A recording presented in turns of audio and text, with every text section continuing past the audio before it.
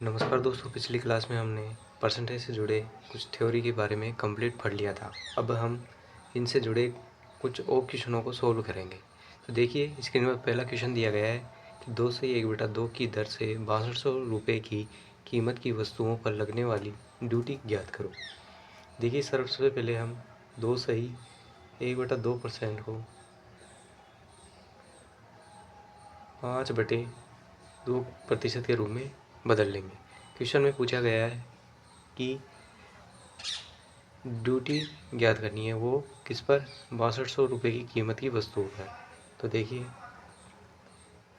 6200 रुपये की वस्तुओं पर 5/2% की ड्यूटी ज्ञात करनी है। परसेंटेज के लिए 100।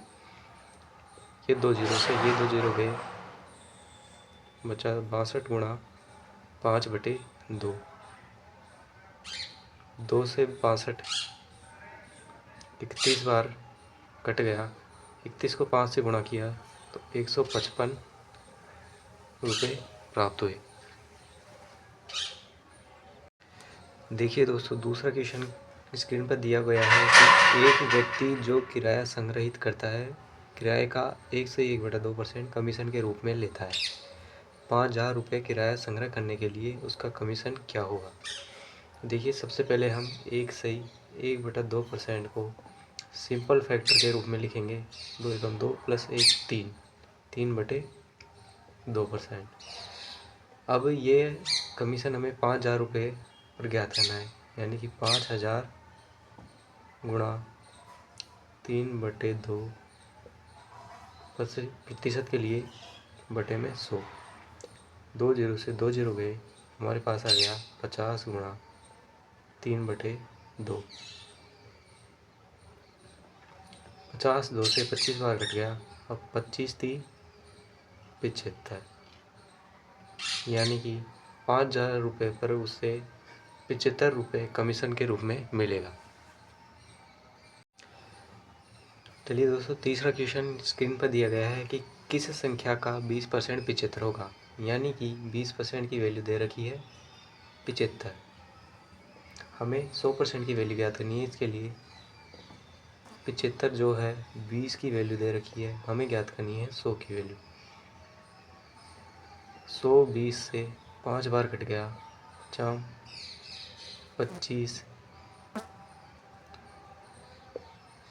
से लगी 2, 7 पंजे 35, 36 37, यानी कि 375 वह संख्या होगी जिसका 20% 75 होगा। चौथा क्वेश्चन दिया गया है कि यदि आमों की कुल संख्या का 17% 1360 है तो आमों की कुल संख्या ज्ञात करो। देखिए दोस्तों, 17% हमें वैल्यू दे रखी है 1360 की, यानी कि 1360 17 की वैल्यू है। हमें पूछा गया है आमों की कुल संख्या, वो हम 100 मान लेते हैं। तब 1360 17 से 80 बार कट गया। जब 80 को 100 से गुणा किया तो हमारे पास 8000 आ गई, यानी कि ये जो संख्या है वो आमों की कुल संख्या होगी। देखिए दोस्तों, पांचवा क्वेश्चन दिया गया है कि 69% राशि खर्च करने के बाद एक औरत के पास 93 रुपये शेष बचते हैं। प्रारंभ में उसके पास कितनी राशि थी? यानी कि उसने जो खर्च किया वो था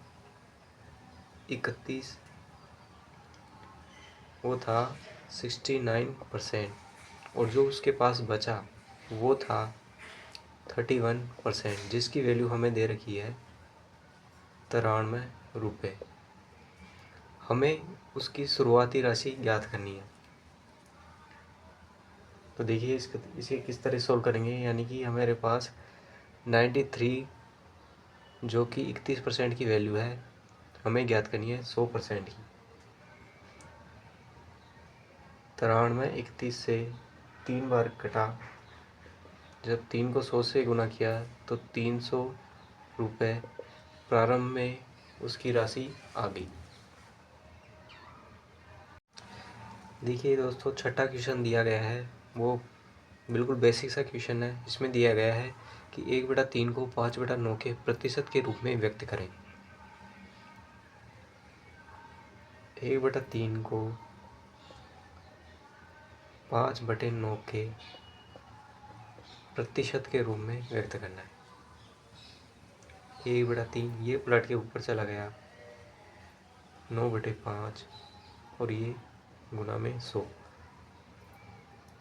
3 से 9 3 बार कटा, 5 से 100 20 बार कटा, 3 गुणा 20 60 हो गया। यानी कि 1/3 5/9 के प्रतिशत के रूप में 60% होगा।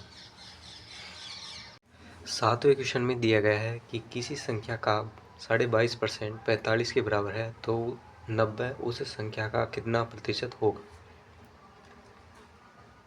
तो देखिए, हमें 22 सही 1/2% की वैल्यू 45 दे रखी है, हमें पूछी गई है 90 की वैल्यू।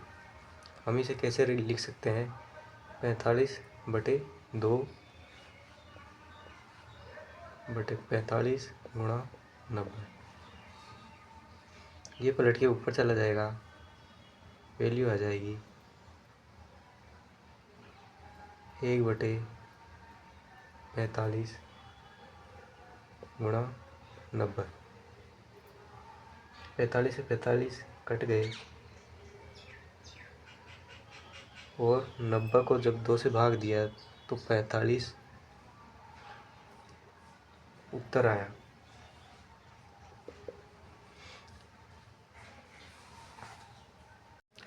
8वां क्वेश्चन दिया गया है कि किस संख्या का 35% 105 है, सो उस संख्या का कितना प्रतिशत होगा।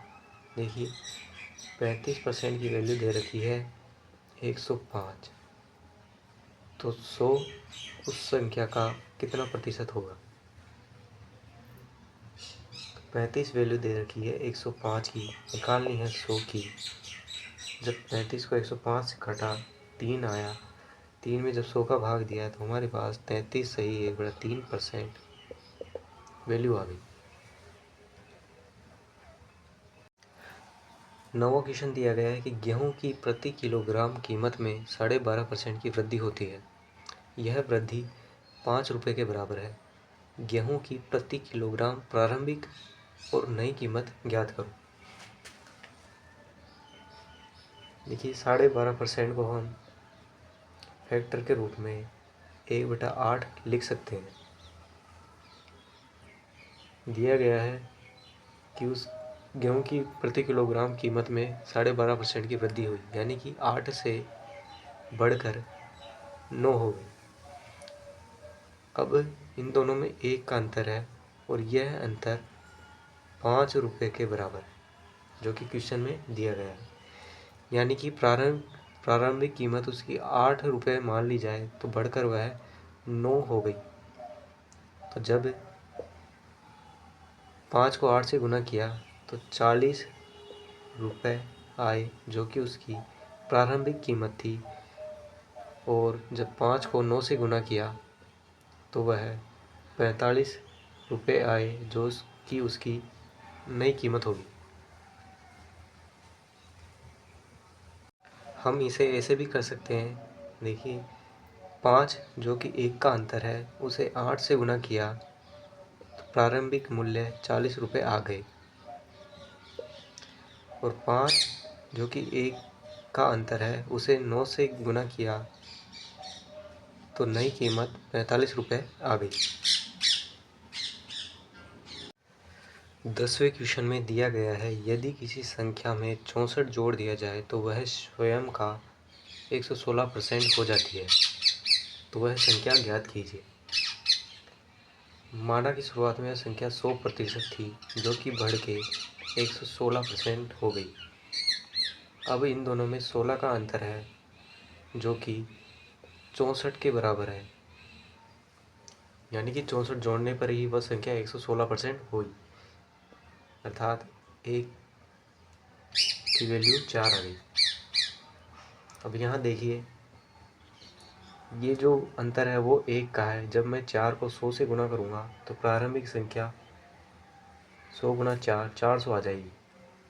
और नई बढ़ी हुई संख्या जब 116 को 4 से गुना करूँगा तो 464 आ जाएगी। अगर इसे दूसरे तरीके से करूँ तो देखिए जो 4 है वो अंतर 1 का है। जब इसको 100 से गुना किया तो प्रारंभिक संख्या 400 आ गई। और 4 जो अंतर है वो 1 का है। इसे 116 से गुना किया तो नई संख्या 464 आ गई, जो कि 116% थी। अब नेक्स्ट क्लास में और 10 क्वेश्चन हम सोल्व करेंगे।